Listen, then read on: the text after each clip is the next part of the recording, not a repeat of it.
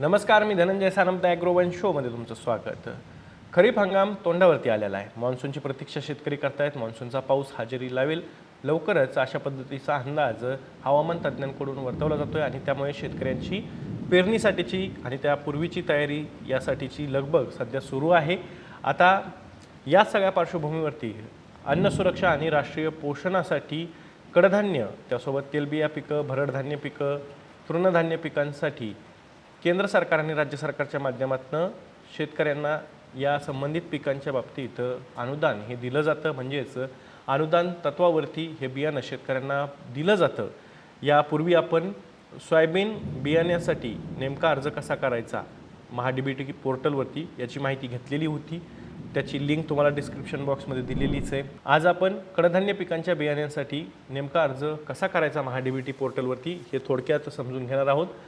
या योजनेच्या अंतर्गत देण्यात येणाऱ्या अनुदानासाठी जो अर्ज करायचा आहे त्याची मुदत ही जवळपास संपत आलेली आहे. परंतु काही शेतकऱ्यांनी आम्हाला विचारलं होतं की हा अर्ज नेमका कसा करायचा आहे, कारण की यापूर्वी आपण सोयाबीनसाठी अर्ज कसा करायचा याची माहिती घेतलेली होती. त्यावरून बऱ्याच शेतकऱ्यांनी या अनुदानित बियाण्यांसाठी अर्जसुद्धा केलेला होता. पण आता कडधान्यांसाठी कसा अर्ज करायचा तेच आपण आजच्या द ॲग्रोवन शोमध्ये समजून घेणार आहोत. त्यामुळे तुम्ही व्हिडिओ शेवटपर्यंत नक्की बघा. तर सुरुवातीला तुमच्या मोबाईलच्या गुगल ब्राउझरमध्ये आपल्याला जायचं आहे आणि त्यानंतर मग तिथे mahadbt.maharashtra.government.in farmer agree log in असं आपल्याला टाईप करून घ्यायचं आहे. तुम्ही ते स्क्रीनवरती पाहू शकतायत. ते टाईप करून घेतल्यानंतर आपल्याला सर्चवरती क्लिक करायचं आहे. सर्च केल्यानंतर आपल्यासमोर महाडीबीटीची शेतकऱ्यांसाठीची जी काही वेबसाईट आहे ती आपल्याला समोर दिसेल. त्यानंतर त्यावरती क्लिक करून ओपन करायची आहे. सुरुवातीला काही महत्त्वाच्या सूचना वगैरे सांगितल्या जातील, त्या एकतर तुम्ही स्किप करू शकता किंवा ओके दाबून पुढे जाऊ शकता. त्यानंतर आता आपल्याला सुरुवातीला शेतकऱ्यांना जो काही ॲग्रिस्टॅकच्या अंतर्गत देण्यात आलेला शेतकरी ओळख क्रमांक आहे तो इथं आपल्याला टाकायचा आहे. वैयक्तिक शेतकरी म्हणून आपण नोंदणी करणार असाल तर तो इथे टाकून घ्यायचा आहे.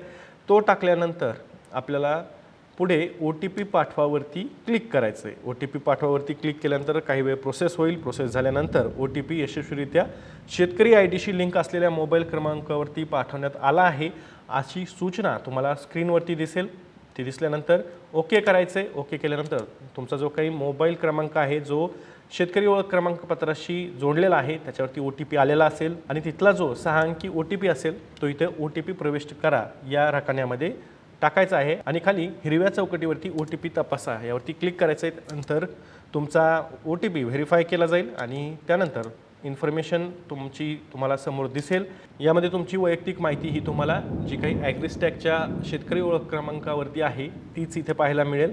आणि त्यानंतर आपल्याला तुमच्या जे काही स्क्रीनच्या उजव्या बाजूला दिसतंय कोपऱ्यामध्ये घटकासाठी अर्ज करा तिथं क्लिक करायचं आहे. क्लिक केल्यानंतर आपल्यासमोर महाडीबीटीचं पेज ओपन होईल. ओपन झाल्यानंतर आपल्याला काही ऑप्शन इथे दिसतील. कृषी यांत्रिकीकरण, सिंचन सुविधा, त्यासोबत बियाणे वितरण, प्रात्यक्षिकं, फ्लेक्सी घटक आणि औषधं आणि खतं. तर आपल्याला 3 नंबरचा जो ऑप्शन आहे तो निवडायचा आहे. सुरुवातीला आपल्याला बाबी निवड या रकान्यावरती क्लिक करायचं आहे. त्यामध्ये आपण बाबी निवड याच्यावरती क्लिक केल्यानंतर या रकान्यावरती क्लिक केल्यानंतर आपल्याला बियाणे वितरण, प्रात्यक्षिक, फ्लेक्सी घटक, औषधं, खतं असा पर्याय दिसेल. त्यानंतर आपली जी ॲग्रिस्टॅकच्या शेतकरी ओळख क्रमांकावरती जी माहिती आहे त्यामध्ये जिल्हा, तालुका, गाव, आपला फार्मर ID, सर्वे क्रमांक, त्यासोबतच आपली शेतजमीन याची सगळी माहिती इथं आपल्याला पाहायला मिळेल.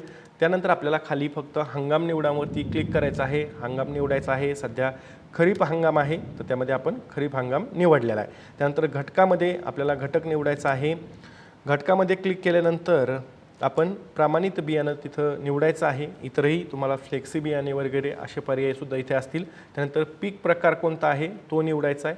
यामध्ये कडधान्य आहेत, त्यासोबतच तेलबिया पिकं आहेत, भरडधान्य आहेत, त्यासोबतच पौष्टिक तृणधान्य यांचासुद्धा इथे समावेश आहे. म्हणजे या बियाण्यांवरती तुम्हाला अनुदान हे मिळू शकतं. आता आपण कडधान्य पिकांचा पर्याय निवडलेला आहे पीक प्रकार आणि कडधान्यामध्ये मग तूर, मूग, उडीद यापैकी आपण पीक म्हणून तूर निवडलेलं आहे. त्यानंतर आपल्याला एज ऑफ सीड म्हणजेच बियाण्याचं वय वर्ष किती ते निवडायचं आहे. म्हणजे एकतर 5 वर्षांपेक्षा कमीचं असेल तर त्या पद्धतीचे वाण तुम्हाला इथं निवडता येतील किंवा 5 ते 10 वर्षांच्या दरम्यानचे जे वाण असतील ते सुद्धा इथं निवडता येतील. मी 5 ते 10 वर्षांच्या मधला निवडलेला नाही आहे, मी 5 वर्षांचा निवडलेला आहे. त्यानंतर आपलं जे काही प्रस्तावित क्षेत्र आहे हेक्टरमध्ये ते इथे टाकायचं आहे. मी इथं 0.40 हेक्टर हे टाकलेलं आहे आणि त्यानंतर मला जे काही बियाण्याचं प्रमाण किलोमध्ये मिळणार आहे ते 6 किलो बियाणं मिळणार आहे. म्हणजेच मला तुरीसाठीचं 6 किलो बियाणं मिळणार आहे. यासोबतच तुम्ही तूर असेल, उडीद असेल किंवा मूग असेल या पिकांसाठी अर्ज करू शकता. ते केल्यानंतर आपण खाली जतन करा या हिरव्या रकान्यामधल्या ऑप्शनवरती क्लिक करायचं आहे. ते केल्यानंतर आपल्यासमोर घटक यशस्वीपणे अर्ज समाविष्ट केला आहे. आपणास आणखी काही निवडायचं आहे का, तर निवडायचं असेल आणखी काही म्हणजे इतर बियाणं निवडायचं असेल तर येस म्हणू शकता, नाहीतर नाही म्हणू शकता. मग मी नो म्हणालो आहे आणि आता पुढे नो म्हटल्यानंतर आपण आता बाब तर निवडलेली आहे, पण आता आपल्याला अर्ज सादर करायचा आहे. तर अर्ज सादर करताना जे काही निळ्या रकान्यामध्ये अर्ज सादर करा असं तुम्हाला दिसतंय पेजवरती, होम पेजवरती, त्यावरती अर्ज सादर करावरती क्लिक करायचं आहे. क्लिक केल्यानंतर एक नोटिफिकेशन येईल, त्याच्यावरती ओके करायचं आहे. त्यानंतर आपण जी काही आपली बाब निवडलेली आहे ती इथं आपल्याला पाहायला मिळेल. ती पाहून एकदा बरोबर मी जी काही घटक निवडलेली आहे किंवा बाब निवडलेली आहे ती तूर बियाणे आहेत आणि त्यावरती खाली योजनेअंतर्गत ज्या बाबींसाठी आपली निवड होईल त्या योजनेच्या सर्व अटी शर्ती मार्गदर्शक सूचना लागू राहतील या बॉक्सवरती क्लिक करायचं आहे, म्हणजे टिक करायचं आहे. तुम्ही इथं तो अर्जसुद्धा पाहू शकता आणि त्यानंतर आपण अर्ज सादर करणार आहोत. आता अर्ज सादर झाल्यानंतर देय यशस्वी अशा पद्धतीचा किंवा सक्सेस अशा पद्धतीचा एक नोटिफिकेशन तुमच्या स्क्रीनवरती दिसेल. आता काही शेतकऱ्यांनी यापूर्वी महाडीबीटी पोर्टलवरती एकही अर्ज केलेला नसेल तर त्यांना पहिल्यांदा जर का ते अर्ज करत असतील तर त्यांना जी काही रक्कम आहे ती तुम्हाला इथे भरावी लागेल. म्हणजेच 23 रुपये आणि काही पैसे इथे तुम्हाला भरावे लागतील. त्याचं पेमेंट कसं करायचं आहे याची माहिती मी सोयाबीनचं बियाणं यासाठी अनुदान कसं मिळवायचं आहे यावरती जो काही व्हिडिओ केला आहे त्याच्यामध्ये तुम्हाला पाहायला मिळेल. त्याची लिंक मी डिस्क्रिप्शन बॉक्समध्ये दिलेली आहे. आता यशस्वी झाल्यानंतर तुम्ही आपला अर्ज नेमका कुठे आहे किंवा काय घटक निवडलेले आहेत याची माहिती पाहू शकता आणि लागू केलेले घटक यामध्ये तुम्हाला ही माहिती पाहता येऊ शकते. म्हणजेच यामध्ये आपण पाहू शकतोय की तूर बियाण्यासाठी आपण अर्ज केलेला आहे आणि त्याची माहितीसुद्धा आपल्याला इथे पाहता येते.